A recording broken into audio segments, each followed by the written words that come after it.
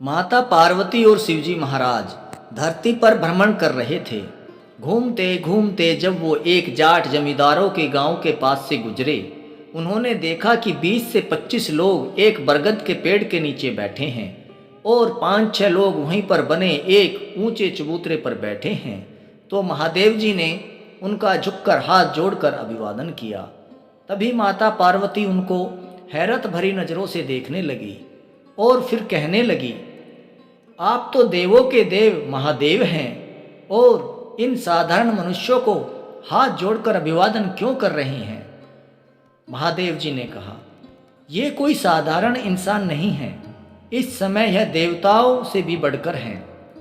माता पार्वती ने कहा, ऐसा कैसे हो सकता है कि ये देवताओं से बढ़कर हैं? तब महादेव जी ने कहा कि इस समय यहाँ पंचायत हो रही है, यहाँ दोषी और निर्दोष तथा सही और गलत का फैसला हो रहा है। और ये जो चबूतरे पर 5-6 लोग बैठे हैं, ये पंच परमेश्वर हैं। यह अपनी बुद्धि से बिल्कुल सही फैसला करते हैं। पार्वती माता कहने लगी, मैंने तो नाम ही पहली बार सुना है कि पंच भी परमेश्वर होते हैं। ये तो मैं मान ही नहीं सकती कि यह पंच देवताओं से भी बड़े होते हैं। महादेव जी कहने लगे, पार्वती जिद मत करो। मगर पार्वती माता ने अब अपनी जिद नहीं छोड़ी। वही सवाल बार बार करने लगी कि पंच परमेश्वर से बड़े कैसे होते हैं। तब महादेव जी कहने लगे, ठीक है, तुम्हारी यही इच्छा है तो यही सही। महादेव जी ने भी पंचों की ताकत बताने की ठानी। महादेव जी ने कहा, ये जो सामने घर है इसमें जाट जाटनी रहते हैं। दोनों जाट जाटनी बहुत ईमानदार हैं। तुम इस घर में जो पेड़ लगा है उस पर सोन चिड़िया बनकर बैठ जाओ और देखते रहना कि पंचों की क्या लीला है। माता पार्वती सोन चिड़िया बनकर जाट के घर में लगे पेड़ पर बैठ गई।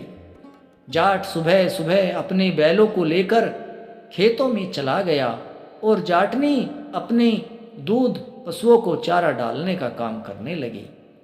तभी महादेव जी जाट की शक्ल बनाकर जाट के घर में आ गए। जाटनी ने जब जाट को देखा तो कहने लगी, तुम इतनी जल्दी क्यों आ गए? अभी तो एक खेत भी नहीं जुता होगा, सब ठीक ठाक तो है। जाटनी की बात सुनकर भगवान महादेव जी जो जाट का रूप धारण किए थे, वे कहने लगे, मेरी प्यारी, अचानक मेरे पेट में दर्द होने लगा। आज खेतों को नहीं जोत पाऊंगा, बैलों को मैं वहीं बांध आया हूँ। इतना कहकर जाट एक तरफ बैठक में जाकर एक चारपाई पर लेट गया। पेड़ पर बैठी सोन चिड़ैया के रूप में माता पार्वती ये सब बड़े ध्यान से देख रही थी कि कैसे महादेव जी अपनी मूंछों को बल देकर जाट का रूप बनाकर जाटने के साथ घुल मिल गए हैं। उधर असली जाट खेतों में भोजन का इंतजार करता रहा कि पता नहीं घर में सब ठीक है या नहीं, क्योंकि पहले कभी ऐसा नहीं होता था कि जाटनी खेत में भोजन लेकर समय पर न पहुंची हो। वह भूख से परेशान हो गया। उसे अब जाटनी पर बड़ा गुस्सा आ रहा था, तो उसने अपने बैलों को एक पेड़ की छाया में बांध दिया और गुस्से में लाल पीला होता हुआ सीधा घर पहुंचा और जाटनी को 2-3 थप्पड़ जड़ दिए तथा कहा, यहाँ आराम से बैठी हो, ध्यान नहीं है कि खेतों में भोजन लेकर जाना है। जाटनी कुछ बोल पाती उससे पहले जो भगवान महादेव जाट बना था वह भीतर आ गया और असली जाट का हाथ पकड़कर बोला, तुम मेरी पत्नी को क्यों मार रहे हो?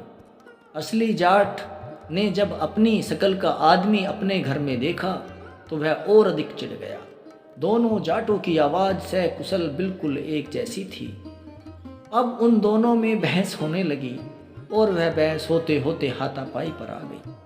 तभी जाटनी जल्दी से गांव के 2-4 बुजुर्गों को बुला लाई और उन्हें रास्ते में ही सारी बात बताई कि क्या बात हुई है। बुजुर्गों ने सारी बातें सुनी। दोनों ही जाट जिद पकड़े थे। वे कह रहे थे कि यह मेरा घर है और यह मेरी घरवाली है।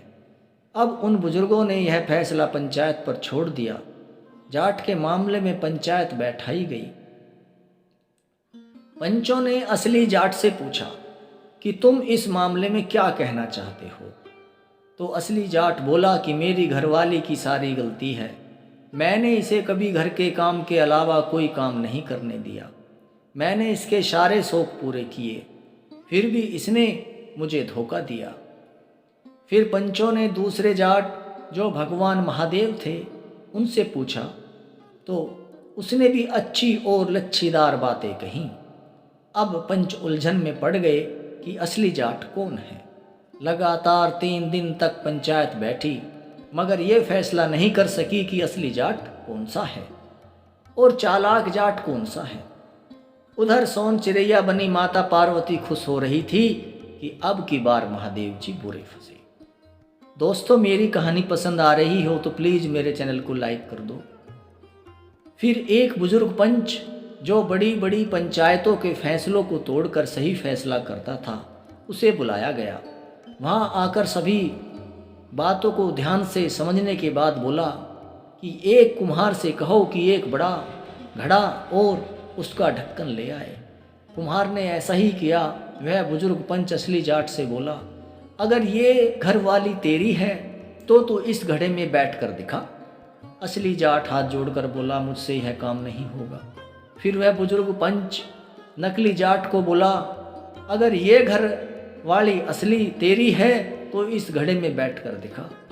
नकली जाट तो ठहरे स्वयं भगवान, पलक झपकती अपना छोटा रूप कर लिया और घड़े में बैठ गए। बुजुर्ग पंच ने जल्दी से ऊपर ढक्कन लगा दिया और कहा कि हो गया फैसला, जो बाहर खड़ा है वह असली जाट है और जो घड़े में है वह नकली जाट है। तभी तो इसने जाट का रूप भी बना लिया और अपने आप अपने शरीर को छोटा बनाकर इस घड़े में घुस गया। अब पंचों ने 2 लोगों से कहा कि इस घड़े को गांव की सीमा से बाहर दबा आओ। तभी महादेव जी ने मनी मन माता पार्वती का स्मरण किया और कहा कि मुझे बचाओ जल्दी से, अब तो तुमने देख ही ली, हाँ होगी पंचों की बुद्धि और शक्ति। तभी माता पार्वती खूब हंसी तथा जाटने की शक्ल बनाकर वहाँ पहुँच जाती है। पंचों ने जब यह देखा तो सब हैरान रह गए। सभी यही सोचने लगे कि घड़े में बंद जाट की घरवाली ये है। सबने सोचा कि गलती ना तो जाट की है और न ही जाट ने की है, दोनों में गलतफहमी हुई है। नकली जाटनी यानी माता पार्वती पंचों को हाथ जोड़कर कहने लगी कि हे पंचों, ये जो घड़े में बंद आदमी है यह मेरा घर वाला है। इसको गलतफहमी हो गई थी, इसमें इसकी कोई गलती नहीं है। मैं ही रूठकर अपने मायके चली गई थी। अब पंचायत की समझ में सब कुछ आ गया। छलिया जाट को घड़े से बाहर निकाल दिया गया और जाट और जाटनी भी खुशी खुशी अपने घर चले गए। दोस्तों, अगर आपको हमारी ये कहानी पसंद आई हो तो प्लीज़ लाइक और चैनल को सब्सक्राइब कीजिए। Thank you. वीडियो देखने के लिए धन्यवाद।